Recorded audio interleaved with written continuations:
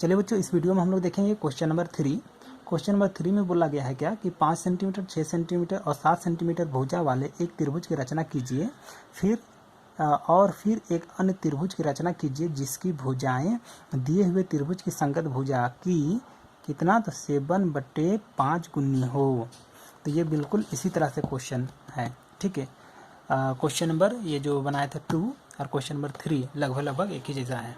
आप एक छोटा सा रफ चित्र बना लेते हैं। ये रफ चित्र बना रहे हैं तो इसका कितना कितना है, तो 5, 6 और 7 है। तो बड़ा वाला को नीचे कर दिए, 5 को इधर कर दिया, 6 को इधर कर दिया। इसका नाम भी दे दिया ABC। और इसको संगत एक और त्रिभुज बनाना है जो दिया हुआ त्रिभुज, मतलब इसका संगत भुजा का 7/5 गुना हो, तो ये इतना गुना हो, है ना। तो ये वाला क्वेश्चन और जो पिछला जो वीडियो में आप लोग देखे होंगे, ये क्वेश्चन में क्या अंतर है, तो ये दोनों में अंतर ये है कि इसमें देखिए अंश छोटा है और हर बड़ा है, और इसमें इसका उल्टा है। देखिए इसका अंश बड़ा है और हर छोटा है। तो बनाने का प्रोसेस वही रहेगा, बहुत ज़्यादा खास अंतर नहीं पड़ेगा।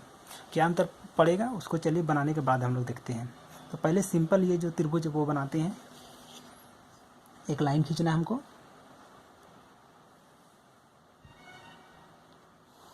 लाइन खींच लिए, पॉइंट ले लिए, इसका नाम क्या रखें हम लोग, B। अब इधर कितना काटना है, तो 7 ना। तो 7 का चाप लेंगे, इस तरह से खोलिए और 7 तक ले आइए, ले आए 7 तक, और यहाँ रख करके इस तरह से हम लोग काट दिए, है ना। उसके बाद इधर कितना काटना है ऊपर, तो 5 यहाँ रखिए, फिर 5 यहाँ रखिए, फिर इधर 5, फिर इधर कितना काटना है हम लोग का, तो 6 लिखा हुआ ना, तो 6 यहाँ रखिए, यहाँ रख करके इस तरह से कट गया। इसका नाम क्या हो गया, A। ये हो गया हम लोग का C। अब इस तरह से मिला दीजिए तो बन जाएगा त्रिभुज।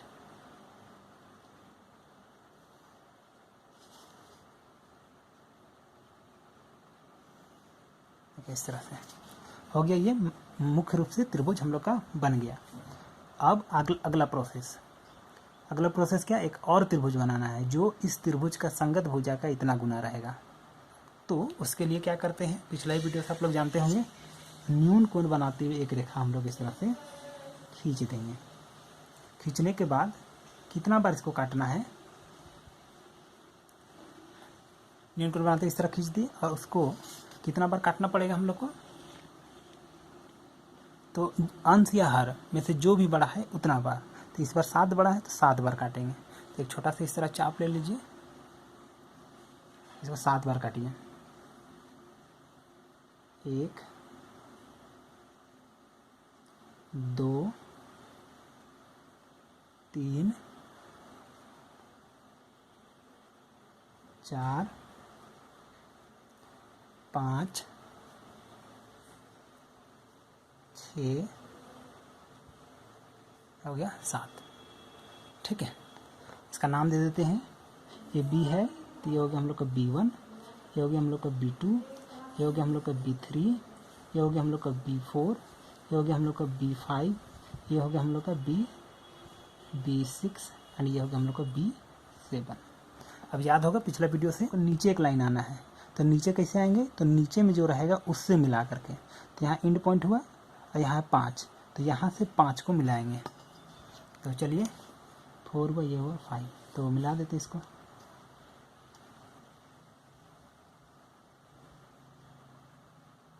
इस तरह से इसको हम लोग मिला दिए, है ना। अब ऊपर जाना है, तो ऊपर जाने के लिए क्या करना है, तो ऊपर वाला देखना है। तो ऊपर में कितना है, 7, तो 7 से यहाँ से ऐसा जाएगा, और जाते समय क्या करना है, इसके समांतर रेखा खींचना है। तो उसके लिए क्या करना पड़ेगा, तो यहाँ पे जितना बड़ा कोण बना है उतना ही बड़ा कोण यहाँ पर बनाएंगे हम लोग। तो चलिए बनाते हैं। इस तरह से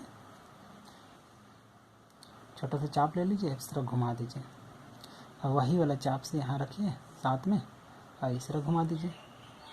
जब घूम जाएगा तो यहाँ रख करके एंगल को इस तरह से माप लीजिए। अब एंगल मापेंगे इस तरह से। अब क्या करेंगे, यहाँ से इसको मिला देंगे। मिलाते समय सावधानी बरतना है क्या, कि देखना है कि समांतर है कि नहीं। देखिए समांतर अभी एडजस्ट हुआ ना, इसे जब एडजस्ट हो जाएगा तो आप इसको इस तरह से मिला दीजिएगा।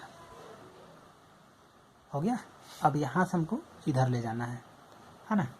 तो इसके लिए यहाँ पे जो जितना बड़ा कोण बना ना उतना ही बड़ा कोण यहाँ बनाएंगे। तो चलिए देखते हैं। इतना हो गया, फिर ये इतना हुआ। अब यहाँ पे एंगल बनाइए।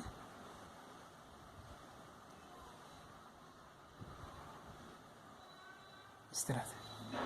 अब इसको हम लोग इस तरह से मिला देंगे। मिलाते समय इधर समांतर दिखना रहता है ना, इसके चलते क्या करना है, हम लोग इधर जगह दिखते हुए हम लोग करेंगे। कहने का मीनिंग, आप कॉपी को इस तरह से पलटा दीजिएगा, फिर खींचिएगा तो आपको इधर देखने के लिए अच्छा लगेगा।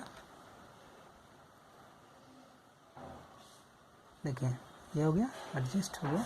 अब देखिए समांतर आ रहा है कि नहीं, तो समांतर हो गया। अब इस तरह से हम इसको मिला दिए। मिलाने के बाद देखिए ये वाला जो लाइन है वो छोटा पड़ जा रहा है, तो इसको हम लोग मिला भी देंगे। अंदाजी का इसे बढ़ा देंगे।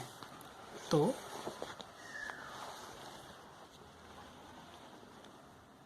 देखिए हम लोग का ये रचना बन गया। तो ये वाला जो नया वाला जो त्रिभुज बना ना, वो ये शुरू वाला त्रिभुज का समरूप हुआ।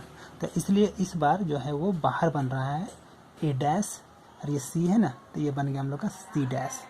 तो अच्छा, इसका लंबाई कितना था, तो ये है 7 सेंटीमीटर था। ये वाला यहाँ से यहाँ शुरू वाला त्रिभुज हो गया 5 सेंटीमीटर, और ये हो गया हम लोग का 6 सेंटीमीटर।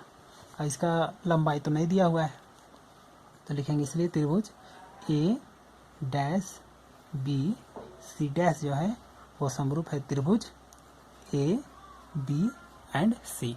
तो उम्मीद करते हैं आप लोग को समझ में आ गया होगा ये भी रचना, है ना।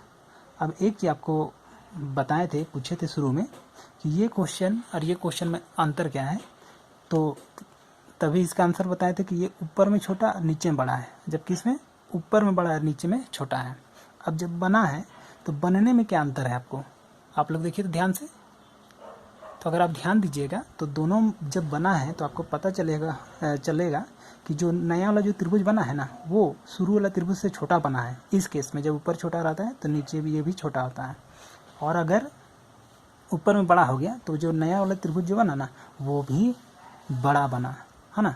तो ऊपर में अगर छोटा रहेगा तो बनने वाला त्रिभुज भी छोटा बनेगा, और अगर ऊपर में बड़ा रहेगा तो बनने वाला त्रिभुज भी हम लोग का बड़ा रहेगा, ये है ना। तो उम्मीद करते हैं आप लोग को समझ में आ गया होगा। समझ में आ गया होगा तो लाइक कर दीजिएगा, और चैनल में नहीं तो सब्सक्राइब कर लीजिएगा, और चैनल को सब्सक्राइब करके चैनल को ग्रो करने में हमारी मदद करें। तो आज के लिए बस इतना ही।